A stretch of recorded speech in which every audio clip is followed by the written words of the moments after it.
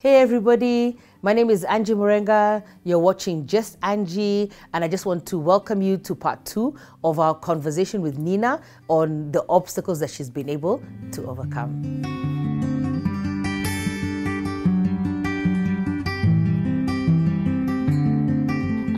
So I've been, I would say for me, when I say it's when I met you, is I've always been a Christian, but not the special, like not the one who I knew God exists. It wasn't, I had not grown as a Christian.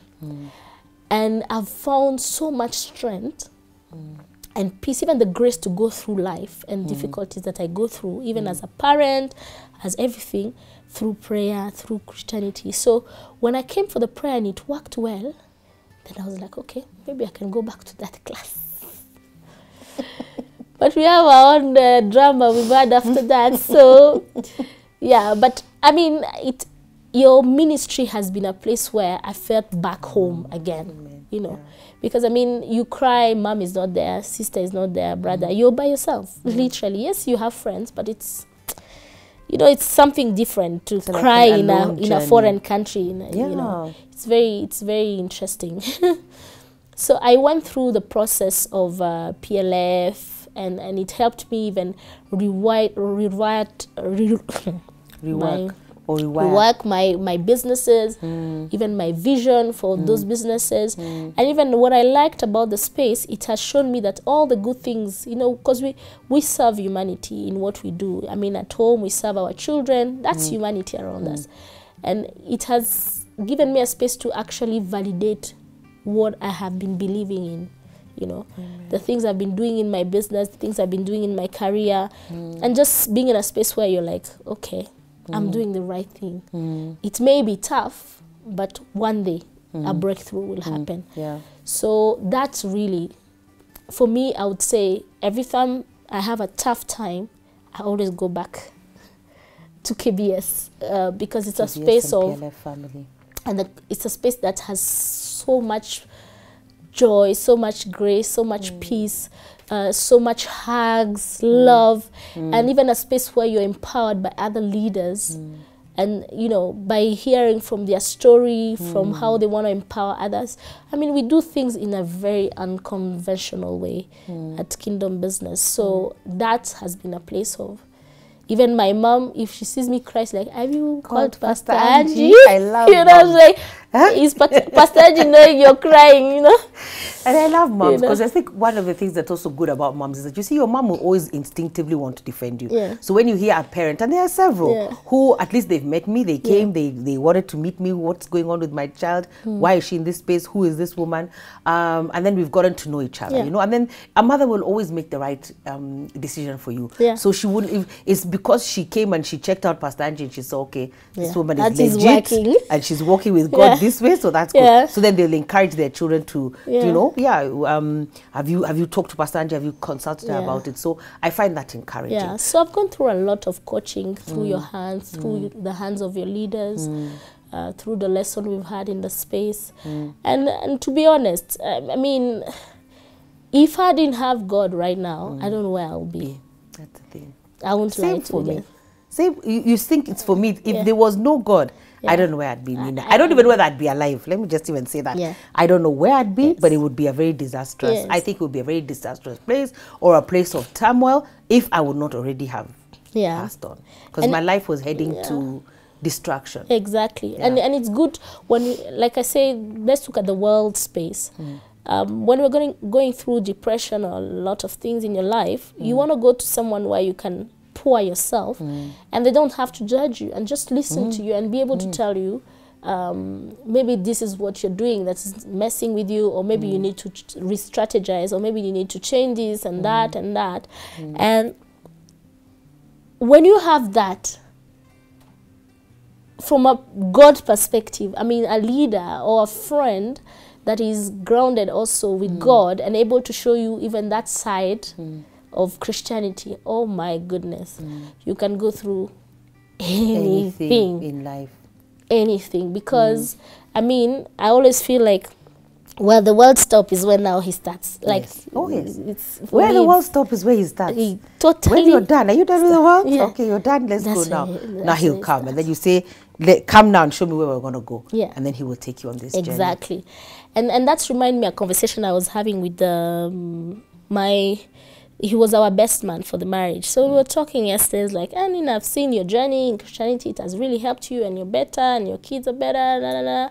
So I was telling him, we were talking about a conversation about how men are cheating their wives and stuff. And I asked him, you're a man, what caused you guys to cheat a woman? And he was telling me, by the way, there's nothing. Don't complicate things. We are all men, we are all wired the same. We all see a beautiful woman the same. She's beautiful.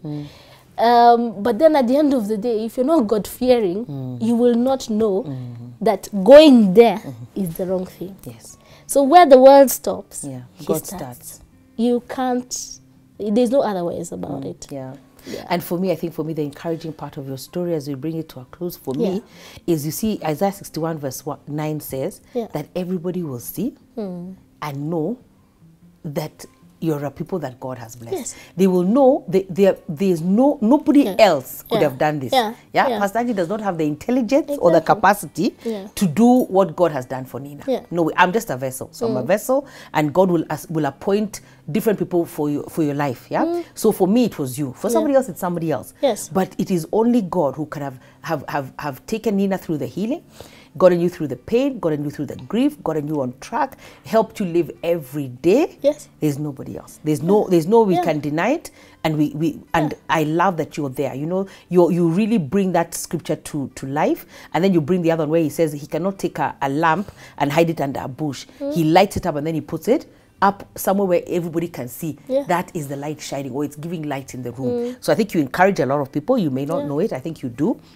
You encourage a lot of people, and they're watching your life, And of course, we know there will always be haters. There were those who thought that is the end of Nina, and it is not the end of Nina. Nairobi so haters is good at that. Yeah, but haters are good. Haters, they keep you going. They keep pump you up. Welcome. You say, let me get up in case they say tomorrow, let me try. You know, so they keep you going, and that's a very, very important part that they play. And you cannot have a life without haters. There's always going to be haters. There's going to be naysayers. There are going to be those who don't understand as well. Me, I've been even looked at, and I've been asked, do you have a sponsor? I'm like, I wish I could have a sponsor. Yeah, your sponsor is Jesus. Tell them Jesus is your sponsor. You know what I'm saying? He's sponsoring you, and you are moving on with him. I may have a better life now. You may look at me and like, oh, now she had a better house, a better car, a better job, a better what. But that's God's gifting and graces. It's the only one who's done it. It has not been me. I mean, there are things I even say those are material things. Yeah. I can't make my child heal if God does not make it happen for me. Yeah, and that is what is the most important thing. But you see, what I do is like value add. It's like God is has definitely dealt with Nina, dealt with the grief, dealt with the pain, because He's a compassionate God. But then He'll add the value of making things better, giving you the success. Because first of all, you're the only breadwinner in your home. Surely God has to favor you, Nina, and ensure. That's why He says, I'm the God of the widow and the orphan and the fatherless. He's actually stated it. So He must back you up. He must make sure that you will never suffer shame, or that your children will not suffer, because if your children suffer, that's even now such a that great, is one thing I prayed thing. Him the first time when I came back home after burial, and I said, God, these kids have gone to school before, they've eaten, they've lacked nothing. That's all I'm asking you. Let them continue to have what they have. And I stood by one verse at a time when I came to PLF, and the word that I've been standing on is Jeremiah 29:11. That He has better plans for me in the future. They may not look, it may look insignificant what I'm getting right now in terms of blessing, but I know the future. He's the one who holds it for me and my kids, and that's what I like keep me going. But you know, the most significant thing that we need is peace. We can't buy it. If you can't buy peace. Not those things that you cannot buy. There's no significant thing that you need like peace. So that even if there's a storm raging around you, you are still, and you're watching the storm and seeing how to navigate it.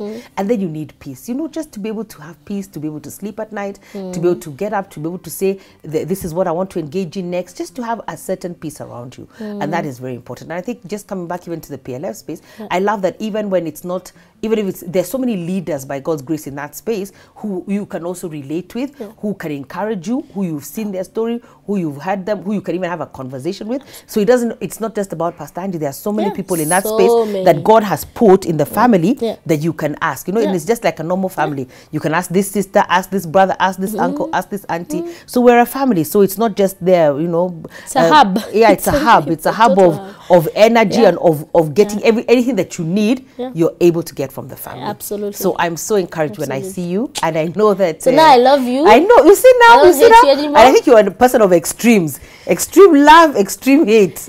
It's because the Congolese in me. It is. First of all, the blood is a lot. Is it only Congolese? Congolese, Congo, Rwanda, Burundi, Guinea, Cameroon staying there, Guinea. The blood is chemking here with all these people in there. But I love that the story ended with love. You know and you know sometimes that's why also as a leader I cannot even take your hate. You know that day, Nina, you'd have killed me. I knew if this child doesn't kill me today, he's never going to kill me.